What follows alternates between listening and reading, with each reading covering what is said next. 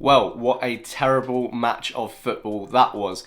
Denmark won, England won. England, of course, top Group C, but there are not many signs that we're going to be progressing very far into this competition. Tactically, incredibly naive from Gareth Southgate, lethargic, pathetic performance from the players on the pitch. There are some big changes that are needed to get this England team ticking, if it is possible at all. I had mixed feelings when Southgate named the same starting 11 before the match. On one hand, I can understand not reaching for big changes too early. We did get the win, we got the clean sheet, you've got to allow players time to develop into this team. But on the other hand, I really wasn't convinced with either Trent or Foden on Sunday, and rather than stemming those issues early, he's let it develop even further, and it looks like we have even bigger problems now. We were lethargic from the get-go. There was very little creativity or spark in this team. And the players that could come out with some glory on them after the Serbia performance have now sunk down a level as well. Declan Rice has forgotten how to play a forward pass. Trent, as expected, against a more efficient Denmark midfield, was non-existent. Really non-existent.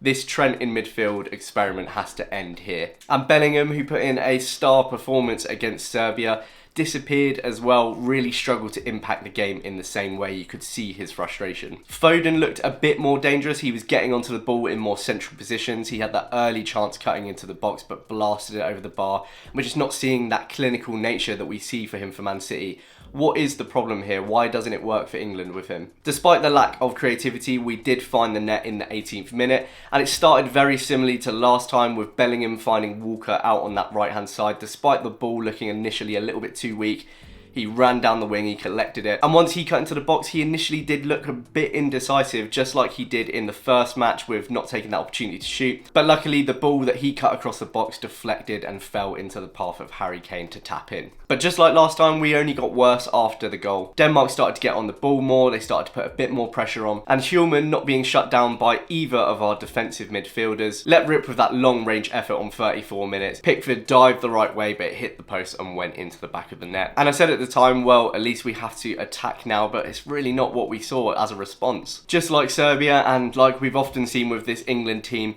they can't play against a back five, and they're really struggling against those tall centre-backs that Denmark have. Harry Kane, yet again, was invisible. Again, another player that I was really willing to give the benefit of the doubt. I understood that he wasn't going to drop deep against Serbia to allow our players to create around the box, but he did play much deeper this time, and he's just not working. I don't know why. He is a world-class striker, but he's not getting on the ball enough. He's not demanding the ball. He's honestly looking pretty lazy. It's almost like he just wants it put on a plate for him just to score goals like that first one. Just a very lazy two performances from him. No runs in behind. We know he doesn't have that pace, but he's just not creating any movement in the box. And that is so important when you're playing against a back five. You need someone to pull those centre-backs around. Second half, Foden again was the only real threat, hitting the post early into the 45 minutes. But again, just not seeing that clinical nature from him. Unlucky to hit the post, but he just didn't look confident in himself. He looked very frustrated out there. It was very obvious, of course, what the first substitution would be, with Trent going off for Gallagher on 54 minutes.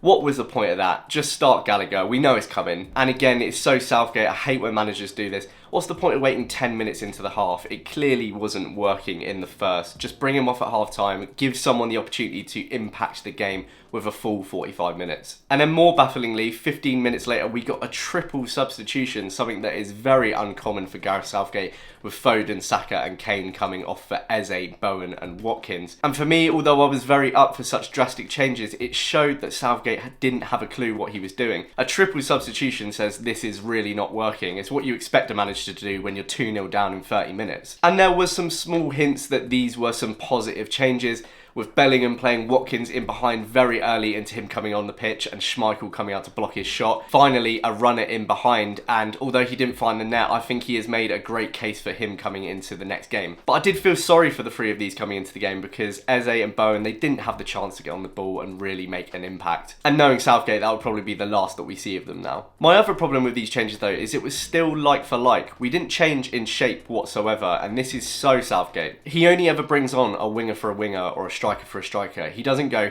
this is really not working, let's change shape, let's move to a 4-3-3. And it meant that the things that weren't working just continued to not work. We're still playing against a back five, we still can't break them down. And Denmark went just as close as us to finding a winner, with Højbjerg forcing a save from Pickford down on that bottom right corner. And we just got worse as the match went on, really. Even some of the players that have been decent, Walker with that fantastic work rate in the first half, giving the ball away, exposing us to another attack. It's a strange position to be in when you're top of the group, but you know that there are so many problems in this side, and I really think that Gareth Southgate is going to have to come up with a plan B for the next match and moving forwards, because we cannot possibly set up like this with the same players in the next match. I think drastic changes are needed.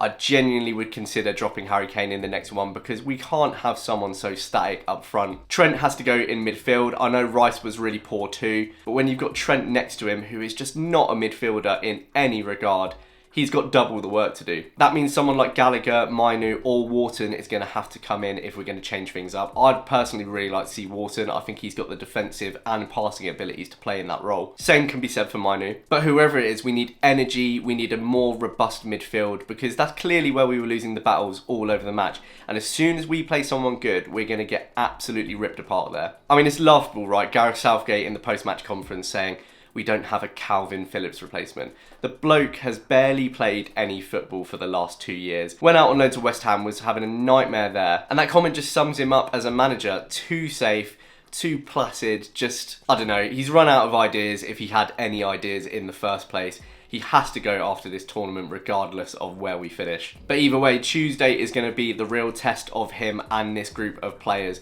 Can they change things up? What are they going to do to address these issues? There's been so much talk about how much talent there is in this squad, and we're just not seeing it. And the weirdest thing is we all thought it was going to be the defence that was going to be the issue, with no Maguire, Shaw being out, we don't have any other left backs. And although there's been a couple of mistakes, I talked about Walker giving the ball away, the defence has actually been pretty solid. Pickford was very unlucky with that goal. But it's in midfield and attack that we just seem to be really lacking any ideas and any creative spark. So we're probably looking at a formation change and multiple players being dropped. Southgate's going to have to be brave. The players are going to have to take it on the chin if they're the ones that are dropped.